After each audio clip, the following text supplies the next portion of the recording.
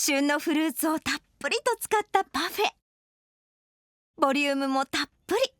季節を問わず人気のスイーツですが、実はパフェって日本独自の進化を遂げたデザートなんだそうです。その由来は、アイスクリームにチョコレートや果物をトッピングしたアメリカ生まれのサンデーや、卵黄にホイップクリームを混ぜて凍らせ、果物などを乗せたフランスのパルフェだと言われています。日本のパフェはそのサンデーやパルフェからさらに進化。様々な具材を何層にも重ね、複雑な味の変化を狙う独特な発展をしています。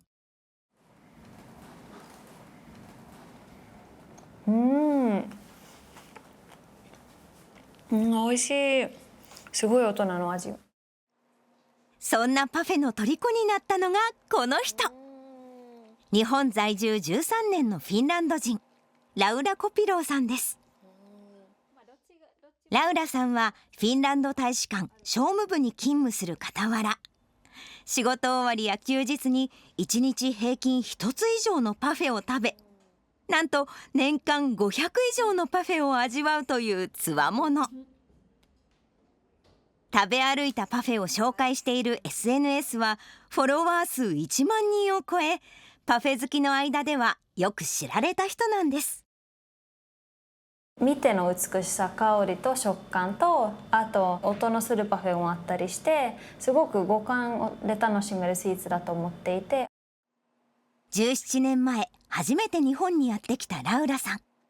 パフェは日本でしか食べられないと熱く語ります。目標は日本全国47都道府県のパフェを食べること。そこで食べ歩きに同行させてもらいました。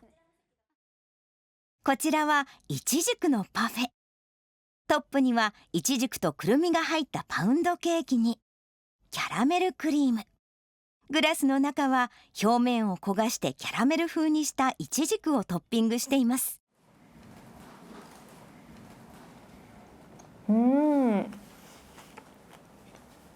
美味しい。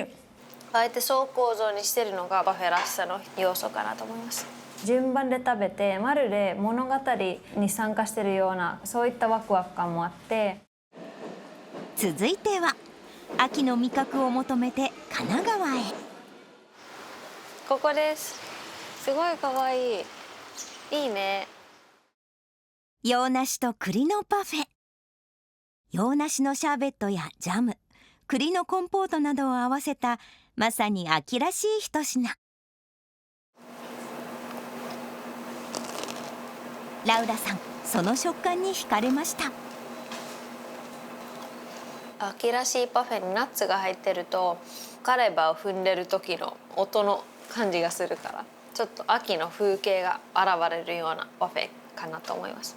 いいですよね。これはラウラさんが SNS で紹介した雪解けの春をイメージしたパフェ。さらにこちらはキムチを使ったアイスを海苔で包んだ韓国風パフェ。これぞ日本文化だとラウラさんは言います。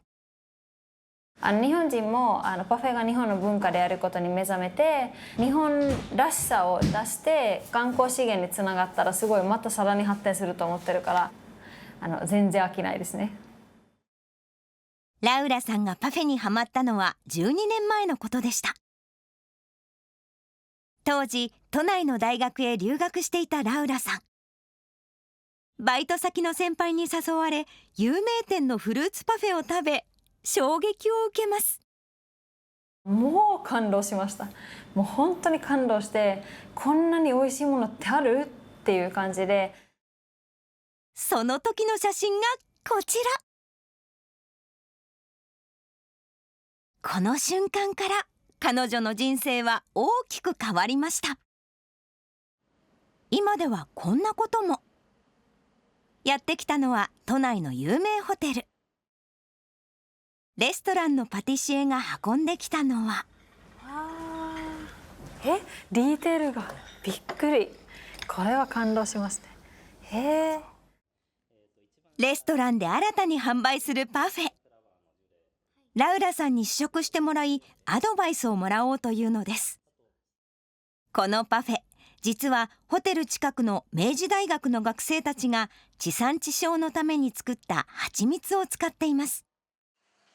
蜂蜜を混ぜたハーブのジュレの上に、蜂蜜とナッツやドライフルーツを合わせたスイーツ、ヌガーグラッセを乗せ、さらにその上にレモンのカスタードを敷き詰めていきます。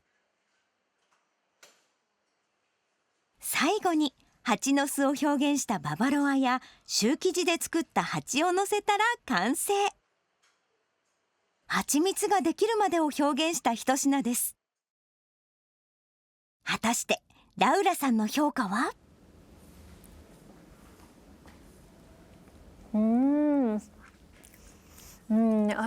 ハニーがすごい爽やかで、この近くで頑張って作ってるっていうのを聞くとさらにガチがすごくわかるし、すごく食べたいと思いますただ気になることが。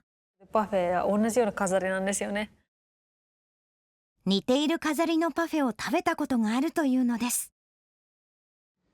そこでパティシエが別の案を。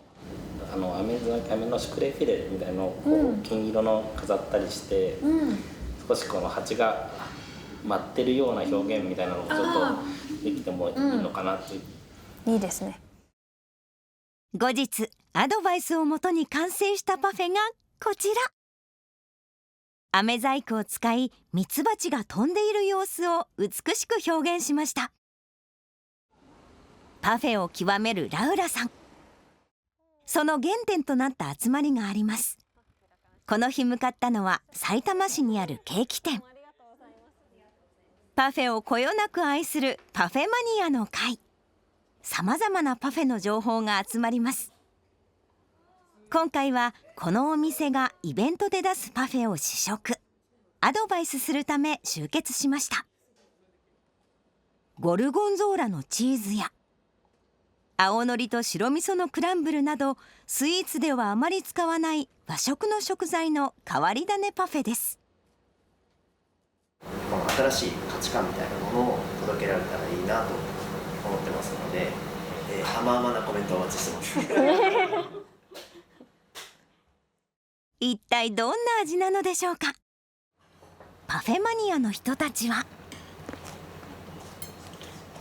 なんかもう見た瞬間に青のりってちょっとびっくりしたんですけど、本当にめちゃくちゃ青のりで磯の香りがしたんですけど、でもそれが他のイチジクとかブドウとかと全然喧嘩せずにとても美味しかったです。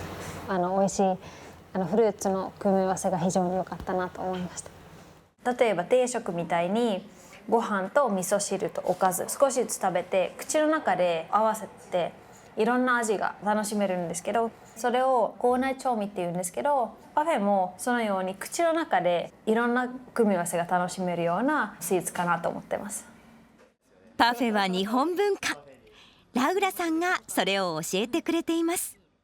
いろんな人にパフェの魅力を伝えたいなと思って、今日はその勉強になってと思って、すごく楽しかったです。やっぱりパフェ文化っていいですよね